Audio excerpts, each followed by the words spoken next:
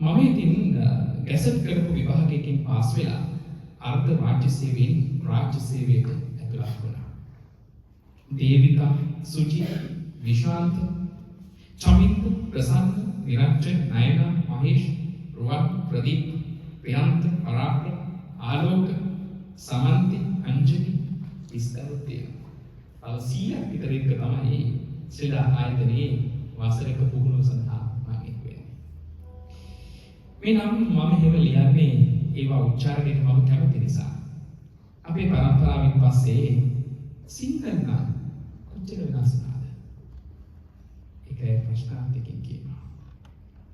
ඒ විභාගේ ලියලා රාජ්‍ය සේවයට ඇතුළත් වුණු බුද්ධ ශාසන ආගමික සංස්කෘතික කටයුතු අමාත්‍යාංශයේ ලේකම් තනතුර ධර්මිකම ලේඛන කලාවෙත් දීගෙන ප්‍රින්ස් සේනාධිරේ ඔබටයි මේ කරේම මේ ගෞරවාන්විත පිරිස ආමන්ත්‍රණය කරනවා.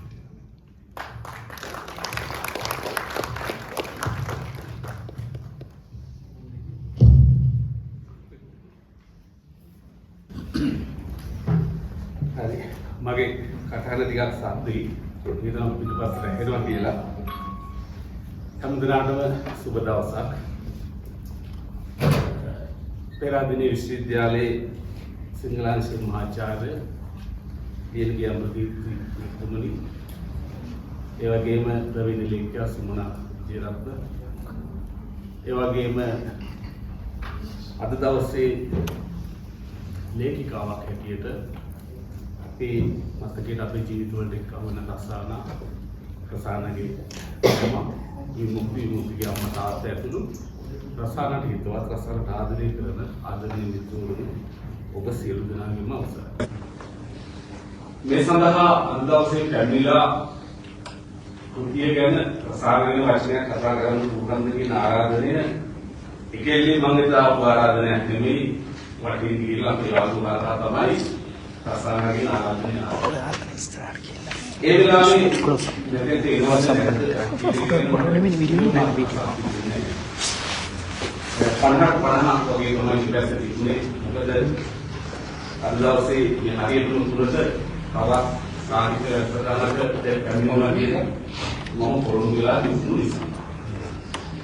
ඒ දෙන්නේ කොහොමද දෙන්නේ කියලා ඊට දවස් දෙක තුනකට පස්සේ කිව්වා ප්‍රොෆෙසර් ලියනගේ අමරකීර්ති මහත්තයාත් එනවා කියලා.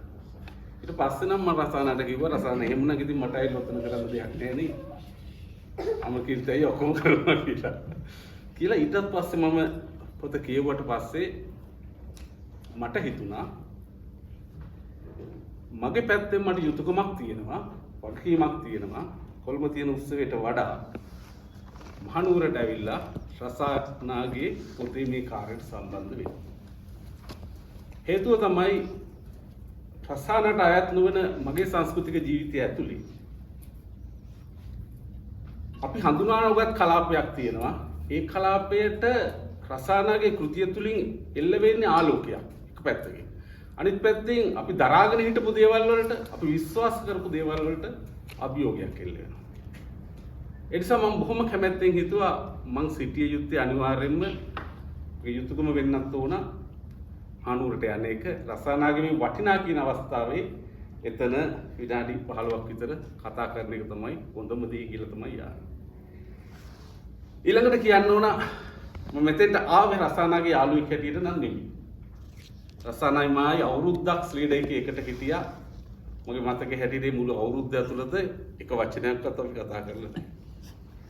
ඊපස්සේ මේ අවුරුදු 3-4කට කලින් විතර මගේ මොනපතට මිතුරියක් හැටියට රසානා ඉන්නවා. ඊට පස්සේ රසානා ලියනේ වල ලස්සන ඉඳ මට හිතෙනවා මේ අපි මේ රාජ්‍ය සේවය ගැන ලියද්දි මම ඒක කාගෙන්ද ඇහුවා මේ රසානා කියන්නේ කවුද කියලා. එතකොට මට බැන්න ඒකට මතක නැද්ද යකෝ රසානා අපි බෙන්චිගේ එල්ලක් නේ කියලා. මම ඇත්තද කියලා. ඒකද මං ආවේ අද රසානාගේ යාළුවෙක් නෙමෙයි. හැබැයි අද මම මෙතනින් යන්නේ රසානා කියන්නේ මගේ ජීවිතේ හොඳම යාළුවෙක් ඉපදනාගේ කෙනෙක් කරගෙන. ඉතින් ඒ වගේම තමයි කෘතිය ගැන තාරකා දුමාරේ ගැන මම මේකේ වැඩිම සාහිත්‍ය පැත්තෙන් ওই සම්බන්ධයෙන් කතා කරන්නේ නැහැ. නමුත් ඒක මට දැනෙච්ච කාරණා කීපයක් තියෙනවා. ඒ කාරණා ටික දේශපාලනිකයි. ඒ කාරණා ටික සමාජීය. අන්න ඒ ආස්ථානයේ ඉඳගෙන කිසියම් අදහසක් ඔබ හමුවේ පළ කරන්නයි මගේ මේ සූදානම. සාමාන්‍ය ලංකාවේ වෙන සිද්ධියක් තමයි කවුරු හරි ලේඛකෙක් නිර්මාණය කළාම අපි හුඟක් දුරට උත්කර්ෂයට නංවන්නේ පිදුම් කරන්නේ සම්මානයෙන් පුද දෙන්නේ මට හිතෙනවා ඒ කෘතිය නෙමෙයි කෘතිය රචකයා කියලා. අපි හුඟක් වෙලාවට අපේ කලාභාවිතාවන් තුළ වරද්දගත්තු තැනක් එතන පිදුම් ලැබිය යුත්තේ වටිනාකම හිමි විය යුත්තේ හැමතිස්සෙම මගේ පෞද්ගලික අදහස නම් නිර්මාණකරුවාට නෙමෙයි ඔහු විසින් සමාජයට නිර්මාණය කරලා ඉතුරු කරපු තේට. ඒක තමයි වෙන්නේ. ඒක තමයි සමාධි පිළිමේ තියෙන එක තමයි සඳකඩ පහනේ තියෙන්නේ. හැබැයි කෙනෙක් තමන්ගේ ජීවිත කතා එහෙම නැත්නම් තමන්ගේ ජීවිතයේ අතීත අත්දැකීම් ගැන කතා කරන්න පෙළඹෙනවා නම් ඒ දේවල් කතා කරද්දී යම් කිසි ප්‍රමාණයකට කතුවරයා ගැනත් අපිට කතා කරන්න වෙනවා. අද රසානා ගැන යම් අදහසක් මම පළ කරනවා නම් පළ කරන්නේ කෘතියට අමතරව අන්න ඒ කාරණයක් පෙරදරි කරගෙන. ඊළඟට විශේෂම දේ තමයි අපි සාමාන්‍යයෙන් තමන්ගේ ජීවිත අත්දැකීම් ගැන ලියවපු පොත් හුඟක් වෙලාවට කියලා තියෙනවා. ඒ හුඟක් පොත්වල හැමතිස්සෙම මතුවලා තිබුණු එක දෙයක් තියෙනවා. ඒක තමයි මමත්වය. එහෙම නැත්නම් මං තමයි නේද? මං තමයි අපි කියන අර සාමාන්‍ය අපේ ව්‍යවහාරයේදී කියන මම පොර කියලා කියන්නේ. අන්නේ ලක්ෂණය. සාමාන්‍යයෙන් බහුතරයක් මම කියවලා තියෙන අතීත අත්දැකීම් ඒ දේවල් ආශ්‍රය ලියුණු පොත්වල මම දැකලා තියෙන්නේ එහෙම. හැබැයි මම බොහොම කැමැත්තෙන් කියනවා, බොහොම ආස්වාදයෙන් කියනවා. රසායනගේ පොතේ එකම දෙයක් මම දැක්කේ නෑ. ඒක තමයි මේ පොතේ තියෙන වටිනාකම.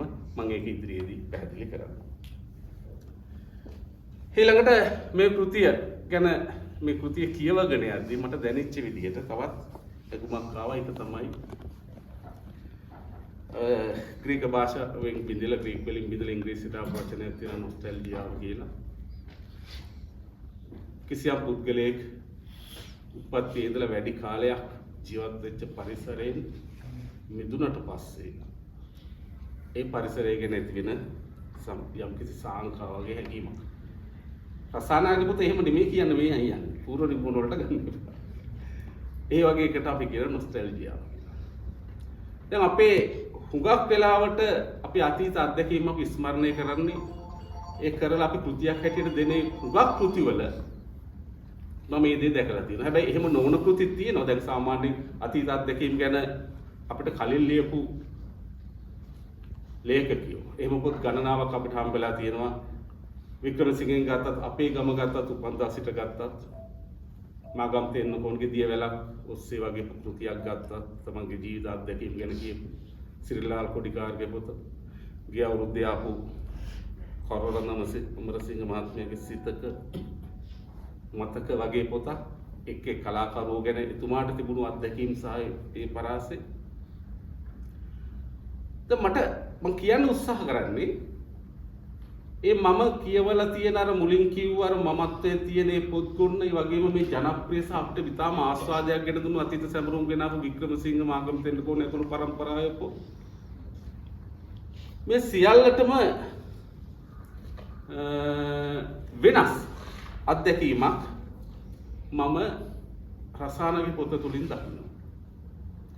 ඒක තමයි අර මම මුලින්ම කිව්වල පටන් ගත්තු රසායනික පොත හරිම දේශපාලනිකයි. හැබැයි ඒක කොතනකවත් රසායන දේශපාලනික හැටියට පෙනී නැතුව ඒක අපිට ඇඟෙන්න අරකට තිබුණු තියපු කාරණයක්. ඒක මම කොහොමද කියලා ඉස්සරහට තව පොඩ්ඩක් කියන්නම්. ඒ වගේම අර මම කියපු නොස්ටැල්ජියා සීමා රසායන විසින් අතික්‍රමණය කරනවා. වැදගත්ම කාරණය රසායන අතීතය ගැන කතා කරන්නේ. ඒ අතීත මතක ගැන කතා කරන්නේ. ඒ මතක අතීතයේ රඳවලා ඒක නිශ්ශබ්ද කරලා හුදකලා කරලා තියන්න නෙමෙයි. ඒයින් මතුවෙන ආලෝක කදම්බයක් අනාගතය සඳහා මේ සමාජයේ අනාගතය සඳහා අපි හොයලාගේ අපේ දරුවන්ගේ අනාගතය සඳහා එල්ල කරන දෙයට රසායන ගෙනියන් තියෙනවා. ඒක තමයි කෘතියේ සමාජීය කාර්යභාරය. ඒක තමයි මට දැනෙච්ච කාරණේ. ඒක හින්දා මේ කෘතිය මට ඒක හරි අපූර්වයි. අනිත් එක විශේෂම කාරණයක් තමයි තවත් දෙයක්. මේ ජාතිය ආගම මෙන්න මේ බෙදුම් කඩනයන් වෙනුවට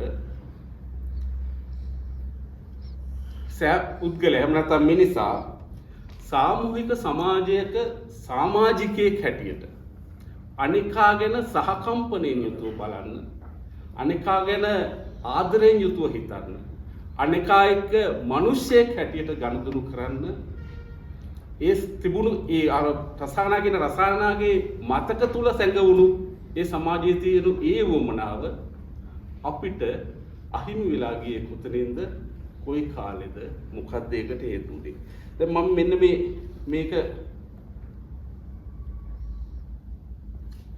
මේ කොටස කියවද්දී මේ කොටස ඇතුළේ රසායන ඔය මම කියපු කිසි දෙයක් අමුවේ කියලා නැහැ. හැබැයි මේ කියන මේ පුංචි අත්දැකීම ඇතුලේ මට තියෙනවා යකොඩ එහෙම දේවල් ඒ කාලේ තිබුණනේ දැන් අපිට ඒක අහිමියි. ඒ කාලේ එතන ආදරය තිබුණා. එතන මනුස්සකම තිබුණා. ඒක මනුස්සකම ආදරයයි, ජාතියයි, ආගමයි, ජන්මයයි, කුලයයි, අර කෙහිල් මලයි, මේ කෙහිල් මලයි හැම දෙයට වඩා ඉහළින් තිබුණානේ. ඒක අපිට නැති වුණානේ. අපේ ළමයිට අද නැති වෙලා තියෙනවානේ. ඒ වෙනුවට බය අවිශ්වාසයෙන් අපිට ගෙනිල්ලනේ තියෙනවනේ කියන කල්පනාව. පොත ඔයාලත් කියවන්න මට මෙන්න මේ මම එක උදාහරණයක් කියන්නම් මෙහෙම. රසායන ලියනවා මෙහෙම. දවසක් මහරූප් මැඩමුයි, වීට ටීචර්යි, කුලසේකර ටීචර්යි, හිදාය ටීචර්යි, චුම්මා ටීචර්යි, තව ගොඩක් ටීචර්ලා එකතු වෙලා සල්පිලක් සංවිධානය කළා. රසායන කොතනකවත් කියන්නේ බෞද්ධ කුලසේකර ටීචර්යි, මුස්ලිම් හිදාය ටීචර් කියන්නේ. ටීචර්ලා නම් ටිකක් තියෙනවා. පාසල් සංවර්ධන සමිතියට අරමුදල් එකතු කරා. කඩපිල් වලට අමතරව තිබුණු ප්‍රධානම මාර්ගය තමයි ඇඳුම් විලාසිතා සෞන්දර්යය. තමන්ට තිබුණු හොඳම ඇඳුම ගේන්න කිව්වා.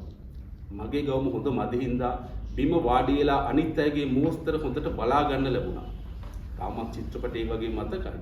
මෙහෙර්බාන් රතු පාට ඉරි වැටුණු ලස්සන සුදු අලුකොටු ගවුමක් ඇඳලා අන්න බලන් සඳ හන්තටියේ සුදු සින්දුව පසුබිමින් යද්දී තාලෙට ඇවිල්ලා ටිකක් පැත්තකට හැරිලා අතක් අහස දෙසට යොමු කරගත්ත හැටි. වටපිටාවේ සිංහල දෙමළ මිනිස්සු සූ ගාලා බලාගෙන හිටියා. ඒ වගේම මේ කොටස මම ඔයාලට ප්‍රදක්වන ඉල කොටසට එන්න කලින් අපි වගේ 70 ගණන් වල අගභාගයේදී විවෘත ආර්ථිකය පටන් ගත්තා. ජීවිතේට ටික ටික විචූර්ණ එකතු වුණා. පල්හැගිදර කිදාකගේ මල්ලි කුමාර් ශෝකාරයා යට පාට ෂර්ට් එකක් තිබුණා. ලොකු උපන්දින සාදයක් ගත්තේ නැහැ කියලා එයා ගෙදර එක්ක රණ්ඩු වුණා. ඊට පස්සේ මහවැලි ගඟට පැනලා මැරුණා. වටපිටාවේ හැමෝම වගේ ඇඬුවා. තරුණ ජීවිතයක් කියලා. ඩුබායිගේ ඉන්ද්‍රාණී අක්කා ලියුම් එව්වේ නැහැ කියලා ජේසුදාසන් ඩුබායිගේ ඉන්ද්‍රාණී අක්කා ලියුම් එව්වේ නැහැ කියලා ජේසුදාසන් පෙට්‍රල් ෂෙඩ් එකක ගත්තු රෝසු පාට භූමි තෙල් බිව්වා. එතකොට ඉස්පිරිතාලේ එක්කෙනකම් පොල් කිරි පෙව්වේ අම්මරා අක්කා. මෙතන ලොකු විග්‍රහයක් කරන්නේ නැහැ. ඒක යාට මතකයක් තියෙනවා. යා විඳපු අත්දැකීමක් තියෙනවා. ඒ අත්දැකීම මෙතනින් හරි අපූර්වට අපිට අවශ්‍ය කොටස ගලවලිවලා මේ කෘතියට මෙහි මුද්‍රිත අකුරු හැටියට දෙද්දි එතනින් එහාට අපිට හිතන්න දෙයක් නිර්මාණය වෙනවා. මම ඔයාලට ආරාධනා කරන්නේ අන්නේ ඒ රසායන නොකිය කියන්න හදන ඒ රසායනගේ ප්‍රාර්ථනය. ඒක මගේ ප්‍රාර්ථනය. ඒක මෙතනින් නායක ප්‍රාර්ථනය. ඒක මුළු රටේම ප්‍රාර්ථනා කරගන්න අපිට බැයිද කියන්නේ. ඒ වගේම මේ ඡේද ඒ අත්දැකීම් මේ විදිහට කියවද්දී අපි මේ පහුගිය අවුරුදු ගණනාවක දශක කිහිපයක අතීතය ඇතුලේ අපි අහිමි කරගත්තු දේවල් පිළිබඳව ඒ හදකකී නැගීම හෘද සාක්ෂියෙන් නැගෙන වේදනාව අපිට තදින් දැනෙනවා මේ රසායනගේ අකුරු ඇතුලේ. ඒකින්ද රසායන තාරකා දුමාරේ කියලා පොතක් ලිව්ව විතරක්ම නෙවෙයි රසායන. මීට වඩා යහපත් සමාජයක් යහපත් අනාගතයක් පිළිබඳව ප්‍රාර්ථනා සහගත වෙන අපිට රසායන බලාපොරොත්තුවක් ගෙනලා තියෙනවා. අලුත් ශක්තියක් එකතු කරලා තියෙනවා. දැන් අපිටත් හයියක් ලැබෙනවා. හොඳයි අපි එනම් කරමු කියලා හිතනවා. ඊට පස්සේ මේ කෘතියේ තිබුණු තියෙන තවත් විශේෂත්වයක් තමයි රසානයේ වින්ද එයාගේ ජීවිතේ යම් යම් කාලවකවානු වල ඒ වින්ද අත්දැකීම අපි ඉස්සරහ වේදිකාව උඩ තියලා රසාන වේදිකාවෙන් බැහැලා යනවා. මම කියන්නේ රසාන ඊට පස්සේ ඒක විග්‍රහ කරන්න ඒක මෙහෙමයි වුනේ මේ නිසයි වුනේ මෙන්න මේ සත්‍යයන් නිසා මෙන්න මේ தත්ත්වය වුණායි කියලා කියන රසාන හුතනකවත් ඉස්සරහට ඇවිල්ලා නැහැ. ඒ කිසිම අත්දැකීමක මම ඒක දැක්කේ නැහැ රසානගේ විග්‍රහයක් කෙනා. ඒක තමයි හරි අපූර්වත්වය.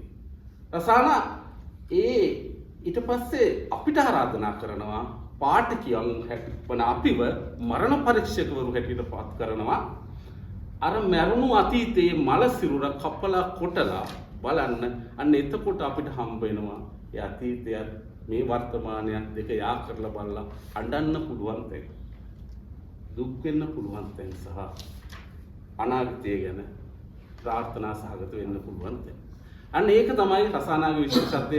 රසානා ඒක කරද්දී දැන් සාමාන්‍යයෙන් වෙන කෘතියක එක වෙන්න පුළුවන්.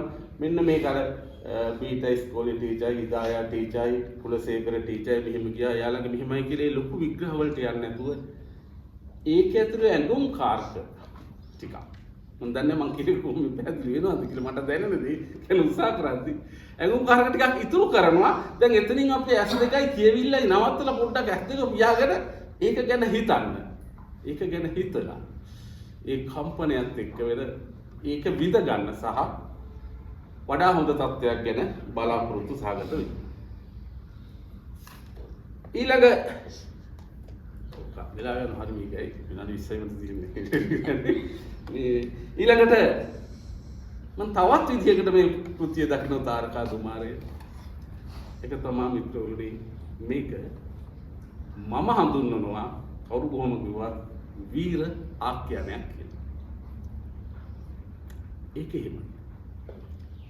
වද කොත්තු, වද බ්‍රෙෂියර්, වද ජංගි පිළිබඳ කතිකාවතක්.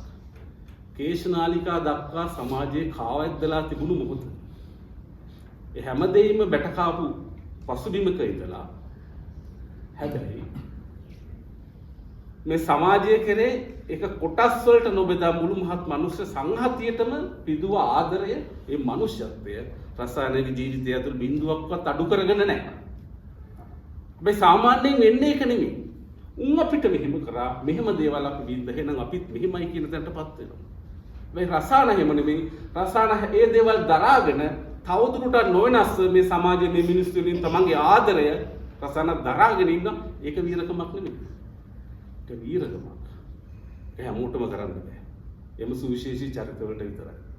අපි පුරුදු වෙලා ඉන්නේ උන් කක්කුස්සියක් හදලා එහා පැත්තේ දුන්නා නම් ඊට ප්‍රතිවිරුද්ධ විට අභිමුඛව අපි මෙහා පැත්තේ කක්කුස්සියක් හදාගෙන උඹලගේ එක ගඳයි කියලා මෙහෙන් කියනවා උන්ගේ එක ගඳයි කියලා අරහෙන් කියනවා ඒ ගැටනේ තමයි තියෙන්නේ. රසායන ඒ වෙනුවට මල් ලත්තක් වල අපි දෙගොල්ලන්ටම කියනවා වරෙල්ලා මේක සුවඳ විදිහට කියලා. ඒක ආදරේ. ඒකින්ද මේ පොත මට ඒ අර්ථයෙන්ුත් වැදගත්. දෙවනුව කෙටියෙන් හරි කියන්න ඒ සම්බන්ධව දීර්ඝව කියන්නේ මේ රසායනගේ මේ භාෂා රීතිය හරිම සරලයි. ඊටාම කෙටි වාක්‍ය. සාමාන්‍යයෙන් අපි කෘතියකදී දකින උපමා රූපක සංකේතී භාවිතය හුඟා දුරට අඩුයි යුවනේ. හරි ක්‍රිචුව එකෙල්ලේ කෙටි වාක්‍ය කියනවා. හැබැයි මේ කෙටි වාක්‍යවල පුදුමාකාර අඛණ්ඩතාවයක් තියෙනවා නොනවතී ගලාය. ඒක තමයි ඒක අපූර්ව. එක වාක්‍යයක් එක වාක්‍ය කෙටි නිම වෙලා ඉවරලා ඊට පස්සේ සමහර කියවීම් කරද්දී මට දැනෙන දෙයක් තියෙනවා ඊළඟ වාක්‍ය පටන් ගද්දී ඕම් මාව හුදකලා වුණා වගේ මොනික වෙන පාරක් හැරෙවුවා වගේ නිකන් වෙන සද්ද දැනෙනවා. හැබැයි රසායනගේ ලියමන තුළ මේ ලියන රටාව ඇතුළත ඒක දැනෙන්නේ නවත්තන වාක්‍ය නවතින්නේ කොතනද එතනම ආරම්භයේ තියෙනවා ඊළඟ වාක්‍යයට ඒකින්ද මේක අඛණ්ඩව ගලා යන බොහොම සජීවී බවින් යුතු ඒකාකාරීත්වයක් නැති කෘතියක්. ඊළඟට අර දොසක් හැටියට නෙවෙයි මෙහෙම වුණා නම් හොඳයි කියලා කියන්න දේවල් දෙකුත් තියෙනවා මට. ඒක තමයි විමුක්ති සම්බන්ධ පරිච්ඡේදයේ තව ටිකක් මීට වඩා ලියුණා නම් හොඳයි කියලා හිතාමතා කරත් තමයි.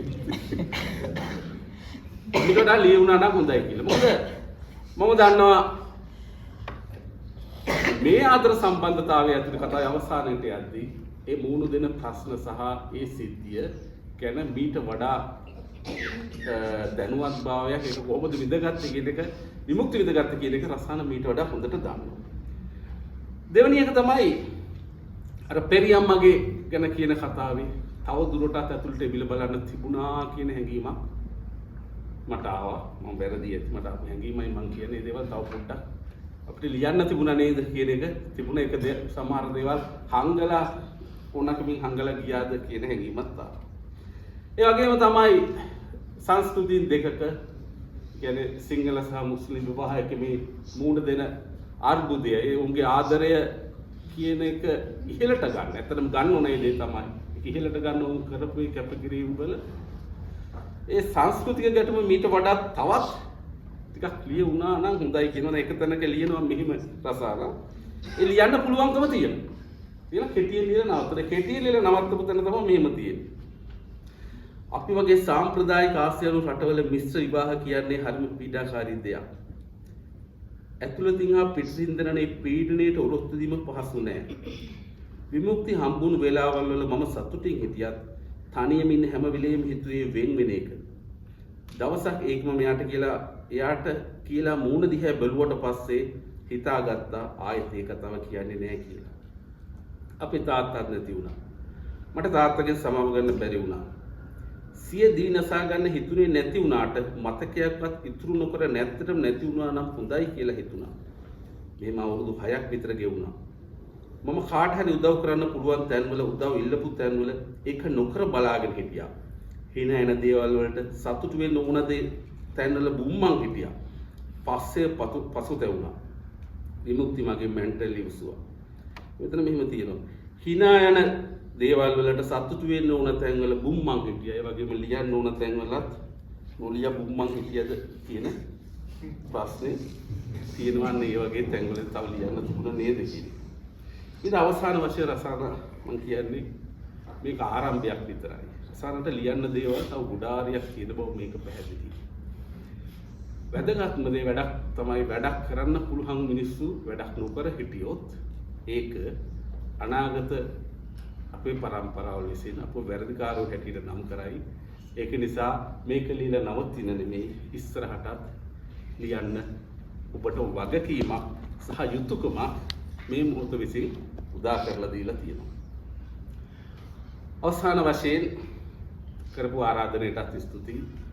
ඒ වගේම රසානව හදපු විවිධ චරිතයක් අපේ සමාජයට දායද කළ රසානගේ අම්මට තාත්තට විමුක්තිගේ අම්මට තාත්තට ඒ උගන්වපු ගුරු බවතුන්ට ඒ සියලුම දෙනාටත් මේ කෘතිය දකිද්දී ස්තුතිවන්ත වෙන්න ඕන කියලා මම හිතුවා. අවසාන වශයෙන් කියන්නේ පටන් ගත්තේ මම ආරාධනය පිළිගත්ත රසානගේ යාළුවෙක් හැටියට නෙමෙයි මම යන්නේ රසානගේ හොඳම යාළුවෙක් හැටියට. ස්තුතියි.